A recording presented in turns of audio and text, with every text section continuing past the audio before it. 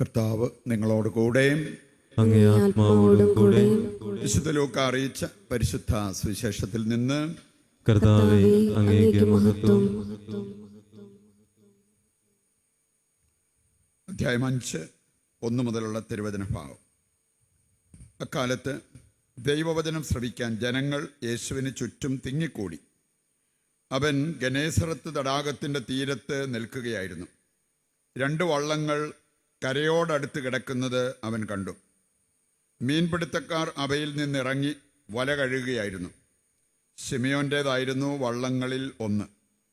യേശു അതിൽ കയറി കരയിൽ നിന്ന് അല്പം അകലേക്ക് വള്ളം നീക്കാൻ അവനോട് യേശു ആവശ്യപ്പെട്ടു. അതിലിരുന്ന് അവൻ ജനങ്ങളെ പഠിപ്പിച്ചു.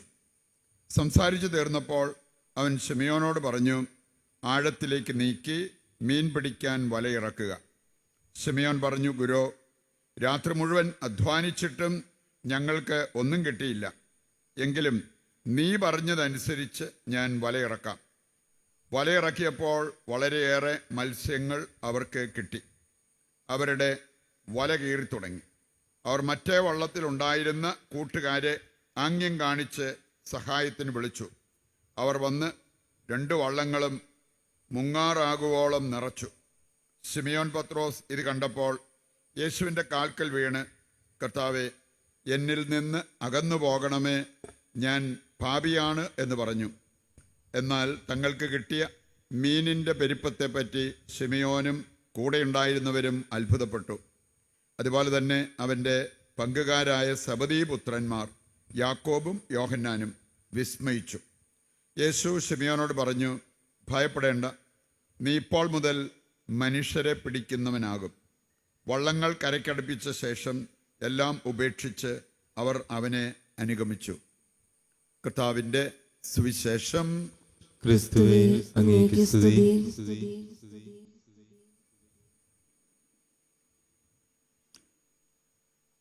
ഈശോയിൽ പ്രിയപ്പെട്ടവരെ, ഇന്നത്തെ സുവിശേഷ ഭാഗം നമുക്ക് നൽകുന്നത് നമ്മുടെ ജീവിതത്തിൽ പ്രായോഗികമായിട്ട് നമ്മൾ ചെയ്യേണ്ട ചില കാര്യങ്ങളെക്കുറിച്ചുള്ള നിർദ്ദേശമാണ്. വേണമെങ്കിൽ യേശുവിന് ആ വള്ളത്തിലേക്ക് അത്ഭുതകരമായിട്ട് മീൻ കൊണ്ടുവരായിരുന്നു. ദൈവത്തിന് അസാധ്യമായിട്ടൊന്നുമില്ലല്ലോ. പക്ഷേ യേശു ആവശ്യപ്പെട്ട ഒരു കാര്യമുണ്ട്, വള്ളത്തിൻ്റെ വലതുവശത്ത് വലയിറക്കുക. ആദ്യം അതിനുള്ള പ്രതികരണം എങ്ങനെയായിരുന്നു എന്ന് നമ്മൾ കണ്ടു. രാത്രി മുഴുവൻ ഞങ്ങൾ അധ്വാനിച്ചതാണ്, ഒന്നും കിട്ടിയില്ല. എങ്കിലും നീ പറഞ്ഞാൽ ഞാനത് ചെയ്യും. അങ്ങനെ പറഞ്ഞ് വലയിറക്കുന്നത് കാണാൻ പറ്റും. ഞാനും ഇഷ്ടം പോലെ ഈ വീശി മീൻ പിടിക്കാനൊക്കെ പോയിട്ടുണ്ട്.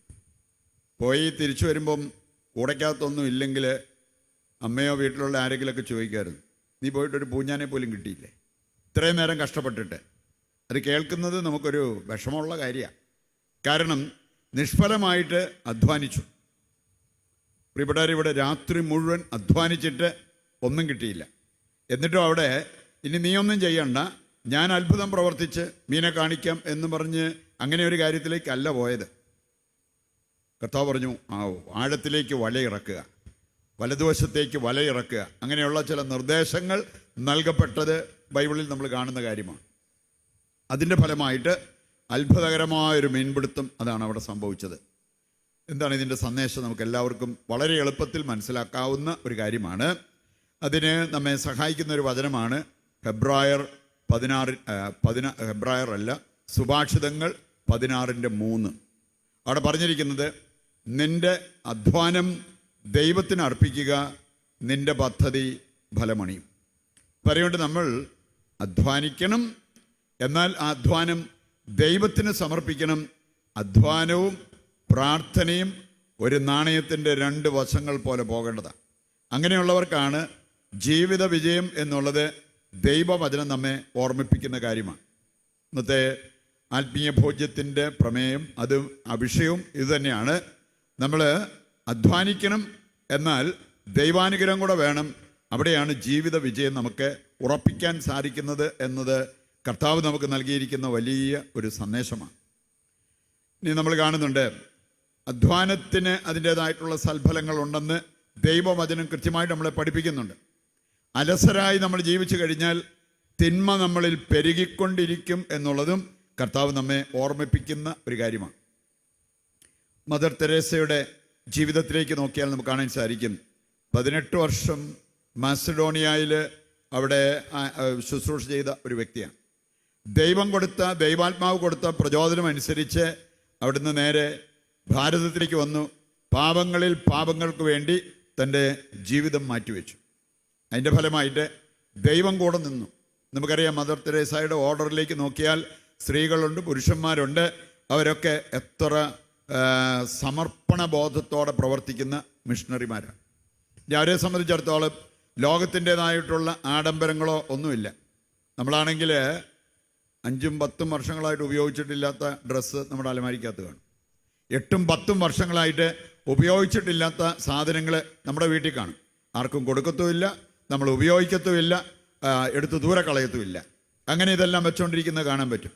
മദർ തെരേസയുടെ മിഷണറിമാരെ നോക്കിക്കഴിഞ്ഞാൽ അവർ ഒരു ഡ്രസ്സ് ധരിക്കുമ്പോൾ ഇനി അടുത്തത് ധരിക്കാനുള്ളത് അവർ വാഷ് ചെയ്ത് റെഡിയാക്കി എടുക്കണം, ഉണക്കിയെടുക്കണം.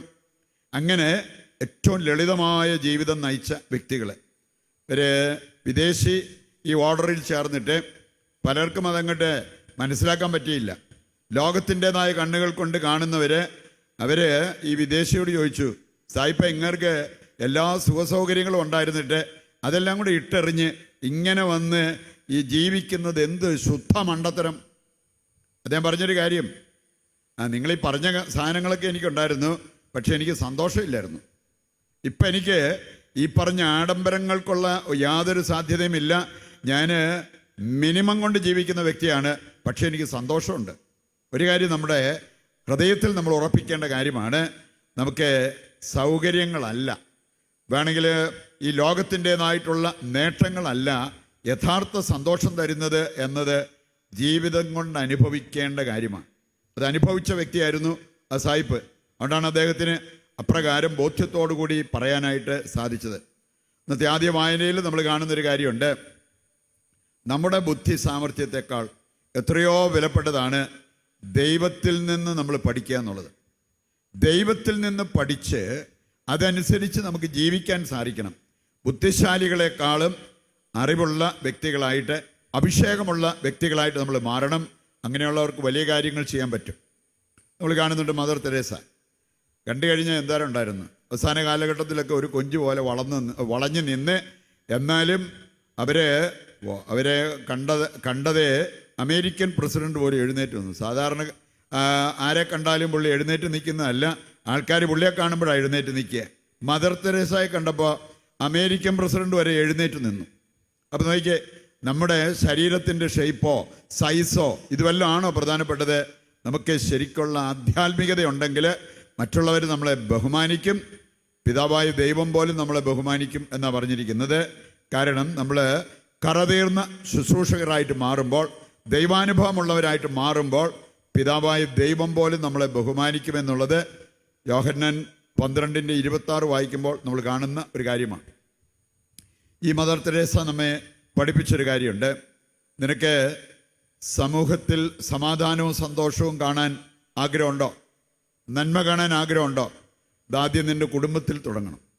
ഈ ലോകത്തിൻ്റെ പോക്ക് എങ്ങോട്ടാണ് എന്ന് പറഞ്ഞ് നടക്കാൻ എല്ലാവർക്കും പറ്റും. പക്ഷേ എൻ്റെ ജീവിതം എങ്ങനെയാണ് പോകുന്നത് എന്ന് ഞാൻ ചിന്തിക്കണം. എന്നിട്ട് എൻ്റെ ജീവിതം ഞാൻ നേരെയാക്കണം. അതാണ് മദർ തെരേസ ചെയ്തത്. തൻ്റെ ജീവിതം നേരെയാക്കിക്കൊണ്ട് പ്രാർത്ഥിച്ച് അഭിഷേകം പ്രാപിച്ച് കർത്താവ് അയച്ചിടത്തേക്ക് പോയി കർത്താവിന് വേണ്ടി ശുശ്രൂഷ ചെയ്തു. വൻ കാര്യങ്ങളാണ് അവർക്ക് ചെയ്യാൻ പറ്റിയത്. ഒരിക്കൽ സഹായം ചോദിച്ചു ചെന്നപ്പോഴത്തേക്കും ഒരുത്തൻ കാർപ്പിച്ച് അവരുടെ മുഖത്ത് തുപ്പി. എന്നിട്ടും അവിടെ മനസ്സ് മടുത്ത് പരിപാടി നിർത്തിപ്പോയൊന്നുമില്ല. ആ പുള്ളിയോട് തന്നെ പറഞ്ഞത്, എനിക്കുള്ളത് എനിക്ക് കിട്ടി, ഇനി എൻ്റെ കുഞ്ഞുങ്ങൾക്കുള്ളത് എന്തെങ്കിലും തരാൻ പറഞ്ഞു. ആ പുള്ളി മാനസാന്തരപ്പെട്ട് അവരുടെ ഏറ്റവും വലിയ ഒരു ബെനഫാക്ടറായിട്ട് മാറുകയും ചെയ്തു. നന്മ കൊണ്ട് തിന്മയെ കീഴടക്കാൻ പറ്റൂ എന്നുള്ളത് വചനം നമ്മെ പഠിപ്പിക്കുന്ന കാര്യമാണ്. മദർ തെരേസ തൻ്റെ ജീവിതം കൊണ്ട് നമ്മെ പഠിപ്പിച്ചിരിക്കുന്ന ഒരു കാര്യമാണ്. അപ്പം അതുകൊണ്ട് നമുക്ക് ദൈവം ഉത്കൃഷ്ടമായി കാണുന്നതിനെ ഉത്കൃഷ്ടമായി കാണണം, ദൈവം നികൃഷ്ടമായി കാണുന്നതിനെ നികൃഷ്ടമായി കാണണം. അതാണ് ഒരു ക്രിസ്ത്യാനിക്ക് ഭൂഷണമാകുന്ന കാര്യം. ഇന്ന് പലരും ദൈവം നികൃഷ്ടമെന്ന് പറഞ്ഞിരിക്കുന്ന കാര്യം പോലും ലോകം ഉത്കൃഷ്ടം, ലോകം അത് ഫാഷൻ എന്നൊക്കെ പറഞ്ഞതുകൊണ്ട് അതിൻ്റെയൊക്കെ പുറകെ പോകുന്ന ആൾക്കാരെ കാണാൻ സാധിക്കും. നമ്മളെ സംബന്ധിച്ചിടത്തോളം അതിനേക്കാൾ ദൈവവചനം വിലപിടിപ്പുള്ളതെന്ന് എടുത്തു കാണിച്ചിരിക്കുന്ന പല കാര്യങ്ങളുണ്ട്. വിശുദ്ധരെ വിലപിടിപ്പുള്ളതെന്ന് നമ്മെ പഠിപ്പിച്ചിരിക്കുന്ന കാര്യങ്ങളുണ്ട്. ആ കാര്യങ്ങൾക്ക് വില കൽപ്പിച്ച് ജീവിക്കാനായിട്ട് നമുക്ക് സാധിക്കണം. അതിനുള്ള ഒരു വിളിയാണ് ദൈവമക്കളായി നമുക്ക് ലഭിച്ചിരിക്കുന്നത് എന്ന് മനസ്സിലാക്കിക്കൊണ്ട് ആ വിളിക്കനുസരിച്ച് ജീവിക്കുവാൻ വേണ്ട കൃപയ്ക്കും അനുഗ്രഹത്തിനുമായിട്ട് ഇന്നത്തെ ബലിയിൽ ദൈവത്തോട് നമുക്ക് പ്രത്യേകം പ്രാർത്ഥിക്കുകയും ചെയ്യാം.